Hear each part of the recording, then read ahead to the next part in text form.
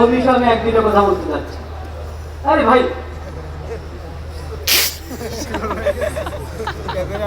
অনেকে ধোকা দেয় বা হতে পারে সে নিজে ধোকার মধ্যে আছে, সেটা হলো এটাকে মাযহাবের ইখতিলাফ মনে করে। হানাফি, শাফি, হাম্বলি মাযহাব, দেখেন সব মাযহাব আহলুস সুন্নাহ ওয়াল জামাতের অধীনে।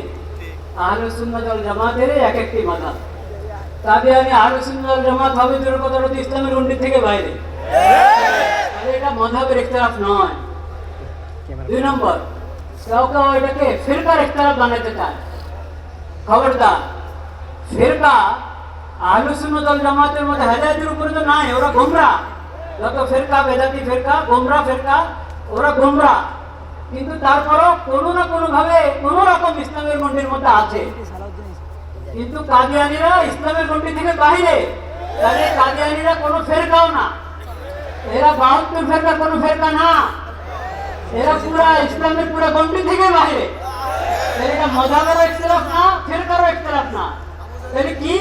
এটা হলো ইসলাম আর নন ইসলাম। উম্মতে মুসলিমান থেকে বাইরে ভিন্ন একটা মতবাদ হলো কাদিয়ানী মতবাদ। এটা স্পষ্ট থাকতে হবে সবার কাছে, প্রশাসনের সবার কাছে, সাংবাদিকদের সবার কাছে স্পষ্ট থাকতে হবে। আরো একটা ধোঁকা প্রতারণার শিকার হয় বা শিকার করতে চায় অনেকে, যে এই দেশে তো কত মুসলিম আছে, কাদিয়ানীরা থাকবে, সমস্যা কি? কাদিয়ানীরা থাকবে ইসলামের পরিচয় নয়, মুসলিম পরিচয় নয়, অমুসলিম পরিচয় থাকবে। এই কথাটা প্রশাসন বুঝে না তা না, ও ভালোভাবে বুঝে, সাংবাদিকরা বুঝে, কিন্তু তারা আমানতদারি রক্ষা করে না। নিজেরা মনে হয় ধোকার মধ্যে থেকেও ভান দেখায়, বুঝে না। আসলে সবাই বুঝে, যদি না বুঝে তাদেরকে বোঝা দরকার, শিখা দরকার। ইসলাম ঈমান কাকে বলে, আকীদা কাকে বলে, এটা বুঝতে হবে তাকে। শেষ কথা যেটা বলতে চাই, আমাদের করণীয় আছে, আমাদের করণীয়, প্রশাসনের করণীয়, নিজেদের ঈমান এবং ইসলামের পরিচয় দেওয়া। এই বিষয়, কাদিয়ানী বিষয়, যে ঈমানী দায়িত্ব, সেই ঈমানী দায়িত্ব পালন করে নিজেদের ঈমান এবং ইসলামের পরিচয় দেওয়া প্রশাসনের দায়িত্ব। সাংবাদিকদের দায়িত্ব আমানতদারির সাথে এই বিষয়টাকে উপস্থাপন করা, কোনো ধরনের ধোঁকা প্রতারণার আশ্রয় না নেওয়া। সকল ব্যবসায়ীদের দায়িত্ব, তারা কাদিয়ানীদের সমস্ত পণ্য যাতে এমনি পিছনে পড়ে যায়, ওইভাবে জরুরি সমস্ত পণ্য উৎপাদন করা, বাজারজাত করা।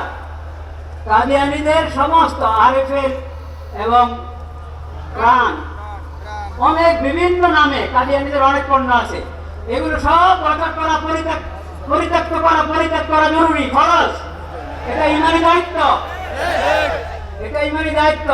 নামাজ পড়ি রাসূলুল্লাহ সাল্লাল্লাহু আলাইহি ওয়াসাল্লাম সুন্নাত মোতাবেক, ওযুখানে গিয়ে দেখা যায় আরএফএলের বদনা, আরএফএলের লোটা। এটা কেমন কথা? এটা কি ঈমানী গায়রত চায়? এটা ঈমানী গায়রতের দাবি? এই জন্য কাদিয়ানীদের সমস্ত পণ্য আমরা বুঝে শুনে, যেই নামে অপরিচিত নামে যেটা হোক, ওটা থেকে আমরা দূরে থাকবো ইনশাআল্লাহ। এবং সমস্ত ইমাম, খতিব, আলেম, ওয়াইজ সবাই এই বিষয়ের উপরে যে আমরা আলোচনা করে থাকি, ওটা বসিরতের সাথে করব, পড়াশোনা করে করব, যাতে ওয়ালা তাকফু মা লাইসা লাকা বিহি ইলম, এই আয়াতের উপরে যথাযথ আমল হয়। আল্লাহ তাআলা আমাদের সবাইকে তৌফিক নসিব করেন। ওয়া আখিরু দাওয়ানা আলহামদুলিল্লাহি রাব্বিল আলামিন। সংগ্রামী তাওহীদি জনতা, এ পর্যায়ে বক্তব্য রাখবেন হেফাজতে